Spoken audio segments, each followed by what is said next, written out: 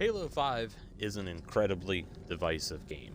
That being said, it's also one that I personally thoroughly enjoyed, despite a lot of its many flaws in that. But it is probably the most controversial entry within the series, and for very good reason. From a very misleading marketing campaign to a storyline that was all over the place and at times very incohesive, to new gameplay mechanics. Good to see you. It definitely left a little bit of a divide in the Halo community in that, with some people that adamantly hated the game, thought that this would be the end of the franchise, to another large group of the population that absolutely loved it and thought that this had been one of the best Halo releases in many years. So today we're actually going to be talking about the positives of it. I'm going to share with you some of the reasons why I really did love this game. Just want to go ahead and get it out of the way real quick. No, the storyline is not any part of that. I'm not going to try and defend it. It is by far the worst in the franchise. The other thing too is the gameplay mechanics of this game. They were a big change coming from the original set of games in that, and I also respect people who don't like this style for Halo. Completely understand that. This video isn't meant to really change your mind, but more of offer some explanations as to why this game does seem to have a fair bit of the Halo fan base that remembers it relatively fondly in that. So let's go ahead. I know we're not going to say anything great about the storyline overall.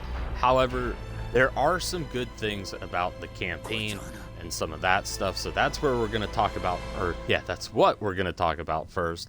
But for starters, I gotta say the visuals in this game, coming from Halo 4 to Halo 5, the visuals were a huge step up. Now this game at this point, it's about 10 years old. If it's not quite 10 yet, it's coming in very close to its 10th anniversary, and honestly it still looks really, really good today. Now, is it something that's top of the line or anything like that? No, absolutely not. It is a 10-year-old game, but it looks good. Also, I would say a lot of the set pieces, so like Meridian Station, Genesis, Sang Helios, a lot of those places did look really, really well. It's actually one of the reasons why I wish we had a better story in that. That way we could have got more enjoyment out of those areas, along with having a more extensive campaign. But overall, I did think the visuals were pretty good. Also, the AI coming in from 4 to 5, it was a huge step up. Unfortunately, the AI within Halo 4 was really not that great, and a lot of times you could just kind of play through the game. As long as you could stay far enough away in that, you could avoid taking damage in that game. Not only was the AI better, but the Promethean enemies, their faction had been completely reworked for the, well, I shouldn't say completely reworked, but there were a lot of improvements made. So for starters, the soldier class was introduced, which to me kind of fit that generic enemy a lot better than what the Knights did. Knights were kind of moved into more of like a heavy style enemy, something more akin to like the Hunters for the Covenant. On top of that, their weapons had also received some reworks in that. Before, the Promethean weapons kind of struggled to find like their own, or something that truly separated them from a lot of the human and Covenant weapons. In this game, they kind of gave them some homing capabilities with like the suppressor, the bolt shot, and ultimately changed up some of the workings of the other weapons, such as the binary rifle and the incineration cannon. So overall, I think that there were some good steps taken within the campaign. Again, storyline just kind of suffers, but despite the storyline not being the best, there were some good ideas. For starters, I did like the fact that we got to kind of see the Arbiter again, especially with Sang Helios being in a civil war. It's something that to me did make a lot of sense, just because of the fact that it really wasn't all that long ago in the timeline that the Human Covenant War happened. and came to an end. And you would expect that, you know, there would be kind of this power vacuum in that, with multiple factions trying to vie for control over Sanghelios. And a lot of them, too, necessarily wouldn't be, you know, super friendly towards humans, or some of them would still hold on to the Covenant beliefs. For a lot of, you know, the Covenant, that was something that they kind of grew up believing in that, and it would be understandably kind of hard to just have your entire belief system changed overnight. And that would be something hard for a lot of things, for a lot of them to really let go of. So it did make sense to me from that standpoint. Again, I just wish it was better flushed out. Now, moving on to more of the multiplayer side of things in that, let me just start off by saying that no, this game did not release in the way that it should have. There was a fair bit of content missing in that. Stuff like Forge, a lot of multiplayer maps, game types, all that stuff, they were not there upon initial release.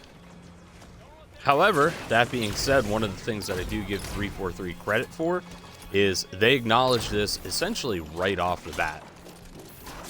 They dropped kind of a timeline of when they wanted to release things, and that gave us a roadmap pretty much up front. And I would say for the most part, they stuck to it, and within about a year, I feel like we had a full game, you know, that was good to go, jam-packed with content. Forge was here. At the time, I would say it was probably the best Forge that we had gotten. Of course, now that Halo Infinite's out, I do think Forge really stepped up in that regards. But the Forge that we did eventually get, even though it was late, was really well received in the community. As always, you know, the Halo community is just phenomenal when it comes to that. They were able to do a lot of really cool things, bring us new fun game modes, new maps, everything along that end. The other thing I would say too is, for this game having new mechanics, which we are going to be talking about them, a lot of the maps were balanced around the new movement mechanics. So, to use a map from Halo 4, Haven, I hope I'm remembering correctly, it's actually the only map from Halo 4 that I feel like I really care to remember. Cortana's not waiting for us. But with Sprint being something that was added universally in Halo 4, a lot of the maps did not actually truly account for it the way that Halo 5 did. You know, you had this new movement speed, everything like that. It was easier for players to get from place to place. And when you look at, you know, Halo 4 and a lot of the, especially I would say some of the more remade maps, it definitely changed up the flow of the gameplay. Thankfully, with Halo 5, they kind of took this into account and were able to address it, and a lot of the maps did end up playing a lot more smooth. Also, the map design in general just felt a lot better. Not only were maps more tailored to the new movement style, everything like that, but a lot of them felt really well. We had a fair bit of symmetrical maps. Again, just played really, really well. Also, the way that they returned back to having truly fair starts again, I personally really enjoyed. That was always one of my big gripes. Honestly, starting off in Halo Reach, but it definitely got a lot worse with Halo 4. You know, everybody was back to the same starts in that. Also, loadouts had been completely removed outside of Warzone, but that's its own separate thing. But yeah, everybody had fair starts. Traditionally, you started with, you know, your assault rifle and the pistol, which the pistol had kind of become the battle rifle for a long period of time within this game. It was actually a lot better than the BR for a while. But we had fair starts. We also saw power weapons and power items return as map pickups instead of being something that you would just naturally spawn in with or call in with ordnance drops, which to me was huge that we went back to that. Now, the other thing I do want to point out, and this is where, you know, these opinions are probably going to get a little controversial, but personally, I did enjoy the new movement mechanics. So I think, truthfully, to be completely fair, going back to Halo Reach, there was kind of some disconnect on how to move the game forward. We definitely tried the armor abilities in Halo Reach, and while it did make sense logically that that would be the next step, of course, because it was the first time being implemented, there were some things that would need rework. However, with Bungie stepping away from the franchise and 343 stepping in, we didn't really receive a whole lot of updates to it, really, other than the big title update that came whenever 343 took over. It was really all that we got in terms of that. But moving into Halo 4, they did kind of expand upon a lot of those ideas. Loadouts became even more intensive, kind of, honestly, they mimicked a lot of what you would see in like Call of Duty at the time, with being able to choose between multiple different starting weapons, multiple perks. It was an interesting thing. I'm not going to say that I did not have fun with 4, because I definitely did, but to me it had become a lot more casual, which isn't always a bad thing, but it felt like it strayed a little too far from the formula for my liking. And I think as controversial as this entry is, by going back to fair starts, I think that was a huge thing. Plus, on top of that, the Spartan abilities, yes, they are a very controversial subject. However, to me, they did feel pretty fair and balanced for the most part. You know, sprint was something that it's still, let's be honest, it's still a debate in Halo, even with Infinite, that people still say that sprint doesn't belong in Halo. And hey, it's nothing I've ever been opposed to. I just think that it was something that needed balanced in a positive way, which I think we finally got in Halo 5. So prior to Halo 5, if you wanted to do something such as sprint, you either had it as an armor ability in Reach, or it was something that you just naturally had in 4. The only downside is sprint hadn't really been balanced. Sure, you could move a lot faster in 4, everybody had access to it, but again, maps weren't tailored to it, and really the gameplay loop itself wasn't tailored to this new faster movement, which is something that, again, in fairness, they did address with 5. So prior to 5, there really was no downside to sprinting other than, you know, you were maybe giving up a different armor ability in Reach. With 5, what they did was yes, you could sprint. However, as soon as you would enter the sprint animation, your shields would fail to recharge. So probably one of my bigger complaints, and I would say this is more towards Reach because the movement speed in Reach was already a lot slower compared to previous Halo games. It was a lot more easy for a player to get into, you know, kind of like a bad position, and then, you know, immediately sprint away from the danger unharmed, restore their health and their shields. And just because of the movement speed, it was kind of hard in that to sometimes finish off kills. A lot of times it made that gameplay loop seem kind of boring, just because you could get into some of these long range fights that, you know, in Halo 3 or Halo 2, hey, if you got into bad positioning, that was going to be it. But with Reach, and even 4 as well to a lesser extent, you did have that get out of jail free card.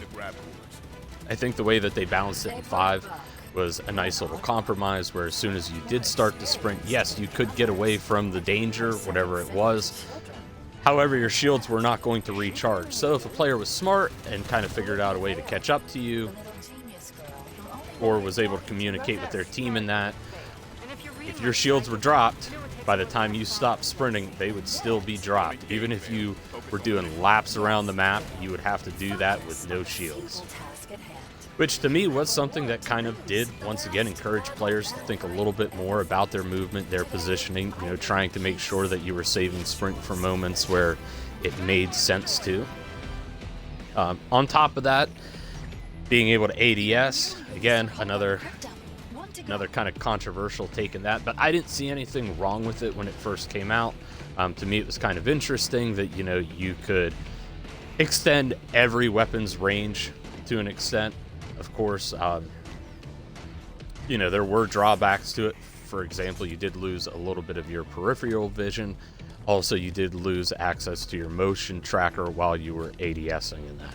You are pale imitations And again, I know it's something where some people prefer it to only be weapons that would actually have some sort of natural built-in zoom, but I did enjoy it for what it was. It did allow you to extend the ranges in that with some of these other weapons that were out there. And ultimately, I didn't think it was anything too bad. It's something that did stick around for Halo Infinite as well, and I'm glad to see it did. I do think it is better balanced in Infinite, to be completely fair. However, that being said, I think the starting point to that really occurred in 5.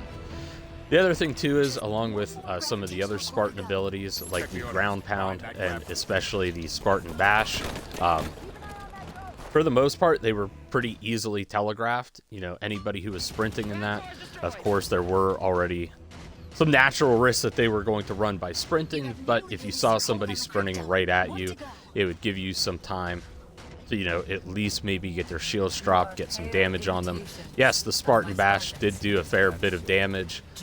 However, even after they would complete a successful bash, or you were able to dodge out of it, it could be extremely easy cleanup kills. Same thing with the ground pound. If you saw a guy jump up into the air and then all of a sudden he's not really doing a whole lot, it's pretty safe to say, you know, his next step was he was going to pound into the ground.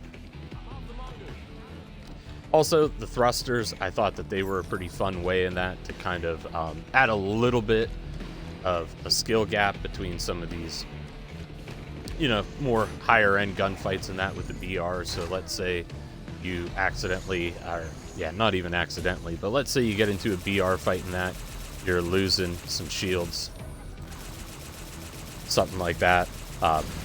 You were able to essentially just kind of make a dodge out of the way here and there, hopefully try to save some time, or yeah, save your life, reposition just a little bit better. And it was something that was really, really fun to do in that, especially, you know, somebody maybe started the engagement on you earlier and they have you at that one shot, you dodge out of the way, they miss a shot, you're able to pick it back up, and now it becomes a fair fight. I personally really, really loved it.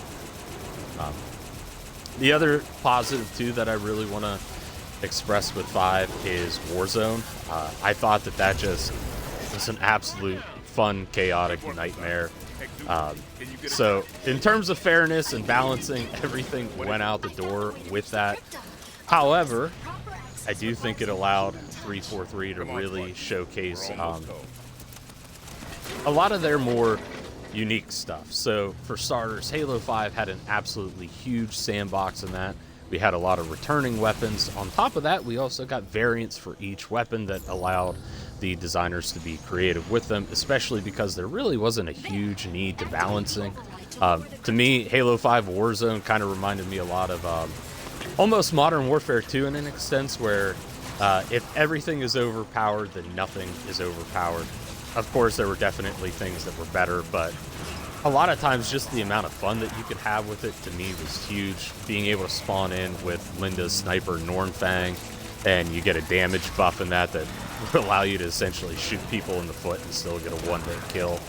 Moments like that I thought were absolutely fun, plus bringing back like the original Halo Combat Evolved pistol to get increased movement speed, shield resistance, damage.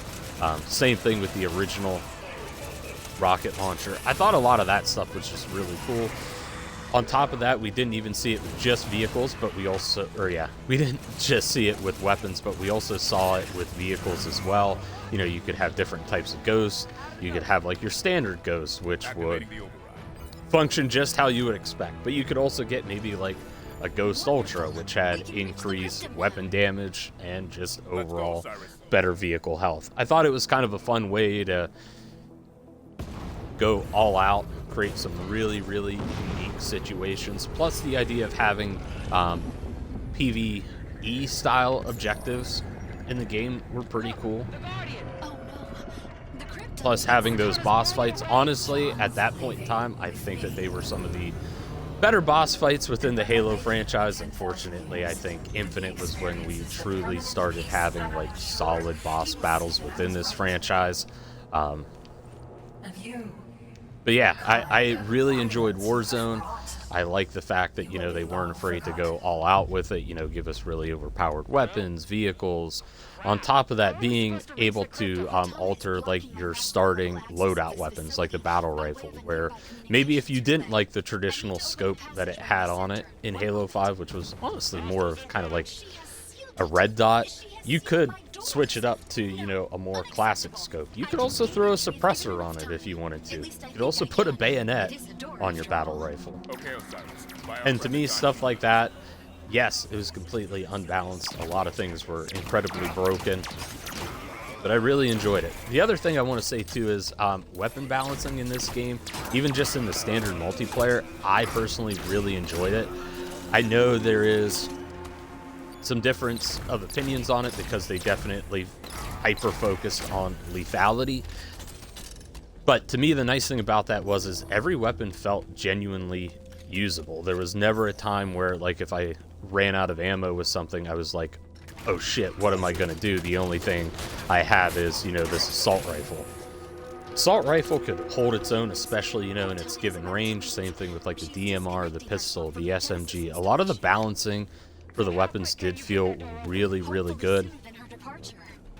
I mean, even something like the plasma pistol is probably one of the better plasma pistols in terms of using it as an actual weapon.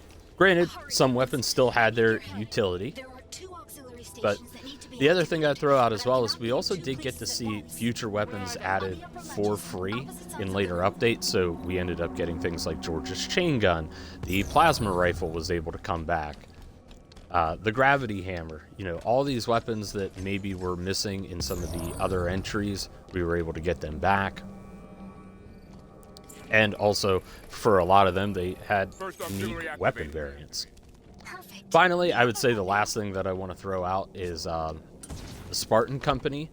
I thought that was a really cool way in that to get people involved again with the community. So essentially what a Spartan Company is it was something to where if you just got on, I think it was Halo Waypoint, if I remember. I know it's down now. But essentially you could join into like a clan of up to 100 people in that, and it would be something that you could actually see on the interface. So if there was anybody that was in your group that was online, you were looking for people to play with, it gave you a very easy way to join in with other players in that, whether that be for custom games, Warzone, or just regular multiplayer.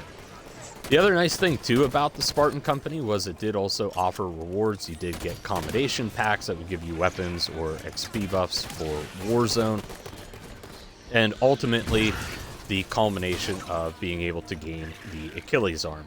So, and the Achilles armor was also just really well designed. It was quite a bit of a grind for it. I actually kind of had to, unfortunately, do it twice. The first Spartan Company I was in, I was actually still in the military while Halo 5 was at the height of its life cycle, and I ended up having to go away for a month-long training, which was fine.